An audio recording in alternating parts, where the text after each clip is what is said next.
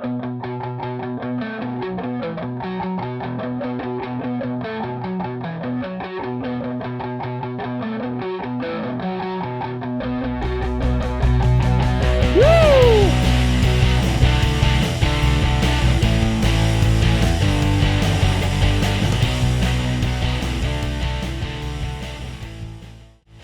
going on, guys? Johnny on the track back with another video. And just like that, then there was two races left in the 2023 NASCAR season. We've got Martinsville this Sunday, and then we finish at Phoenix next Sunday. It's been a good playoffs. We just missed the boat last Sunday. We had Byron Bell, who, if you've been watching the channel for a long time, has won us a ton of money. Didn't have Bell, unfortunately, but I love Bell, so I'm happy that he gets another shot to win a championship. Sometimes you take a loss like that, you say, all right, whatever. Like, at least I get to see one of my favorite drivers compete for a championship. So excited about that. A little upset that we lost, but we've had a really good playoffs. I think that's maybe the second. I think that's just the second race in the playoffs we've lost, maybe the third. But we've been red hot. So you can't win them all, unfortunately. I wish we could. But anyway, that brings us to Martinsville, which is the final race of the round of 8. We will see who are the final 4. Larson already locked in. Of course, Bell, who I just mentioned, locked in as well. Byron, third in points right now. As long as he has a clean race, he should be good, because he even has enough points cushion, really, even with a new winner, unless he has a terrible day and he's out early and Blaney is able to catch him in points, and then there's another winner as well. It's possible, but I think Byron's in good shape. And then that big one is that number 4, Blaney, right now up 10 points on the cutoff line. He's right now. He would be the final driver locked in. But if any of those other drivers win below the cut line, out goes Blaney. And only 10 points to the good. So, realistically, a guy like Hamlin or Truex could possibly, if they have a really, really good day, could point their way in, and Blaney, struggles. I will say Blaney's been pretty decent at the short tracks this year. So, lot riding on this race, as always. It's gonna be wild. It usually is. Last 20 laps of last year's race was wild, and that's how Bell locked his way in to the championship for last year. A Hail Mary call, gets out front, wins that race. I think he chased down Chase Briscoe to win that thing. So this is gonna be good stuff. I love this race. It's a great race. Being the final race prior to the championship. So we shall see. Real quick, before we get into the bets, the NASCAR Betting Preview Show, appreciate the partnership. If you want to tune into the NASCAR Betting Preview Show, that's Wednesdays, Twitter Spaces, 8 p.m. Eastern Standard Time. And definitely check out the NASCAR Betting Preview Show podcast feed.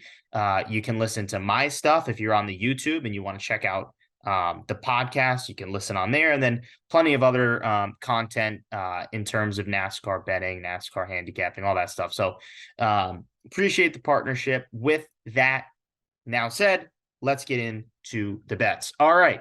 So Martinsville in the spring was a very, very, very interesting race. We had Ryan Preece on the pole, one of my favorite drivers, New England guy, on the pole.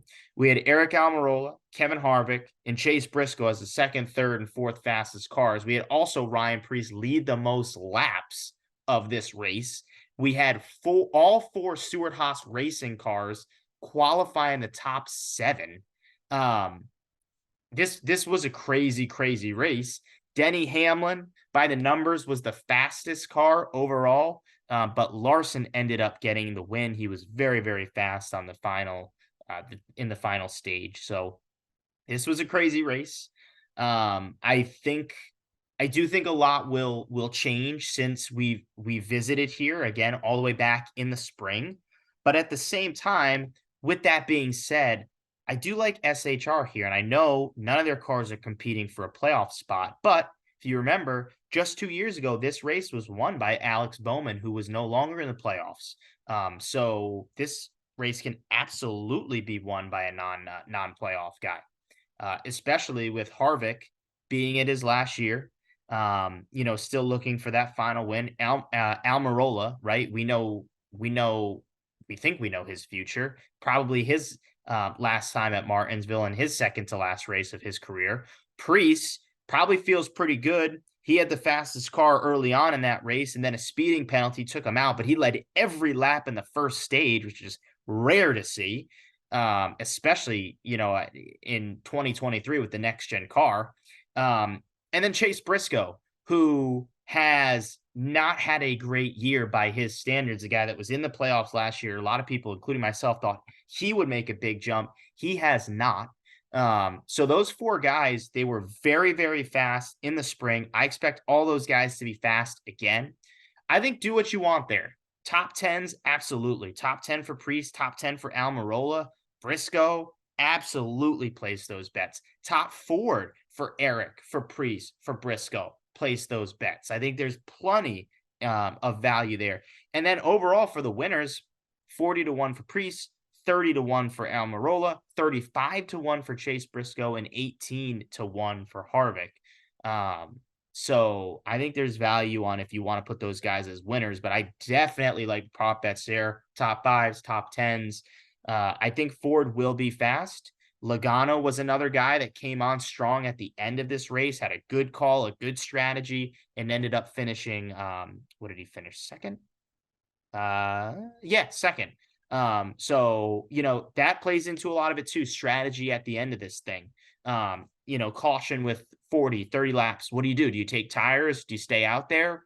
To keep that track position. But track position is obviously king on these short tracks. We saw with Ryan Preece. He was leading that this race, led every lap in the first stage, gets that speeding penalty, and then he could just never make his way back up to the front. Still was able to pass a lot of cars, but just could not get back up to the front and really show the speed that car had.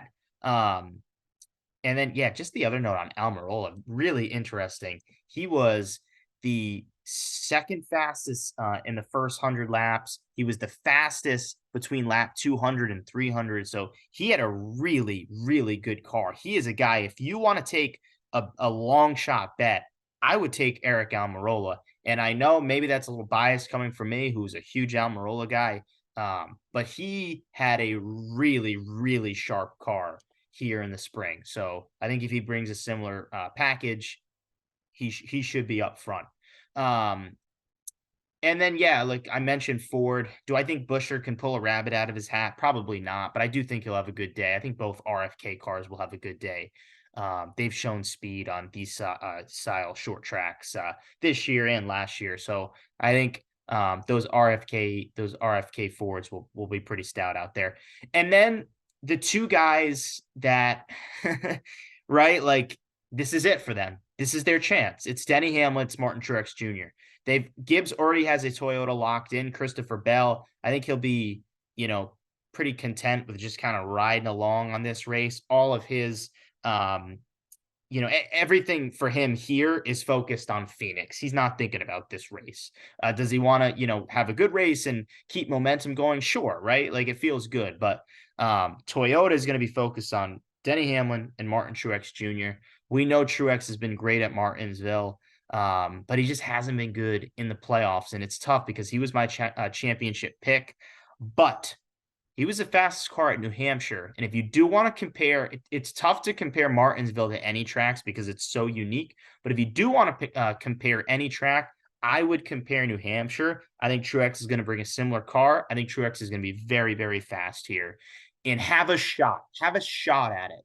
But this race, it's going to get crazy. It's going to get wild. There's going to be people doing a lot of dumb things to try to make their way, into that Final Four. So Truex, I think he'll have a shot. I think he'll have the car to do it. Will it happen?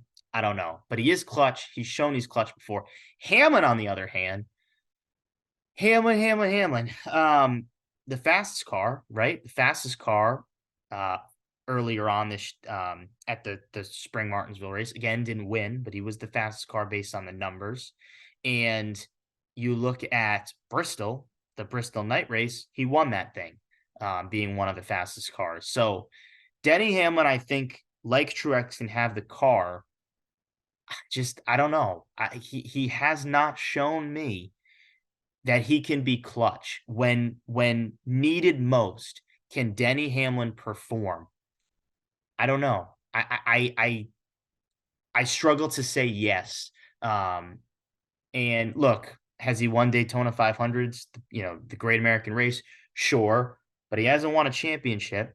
And last year he had a chance to make it through to the Final Four, and Ross Chastain pulls the Hail Melon, and out was Hamlin.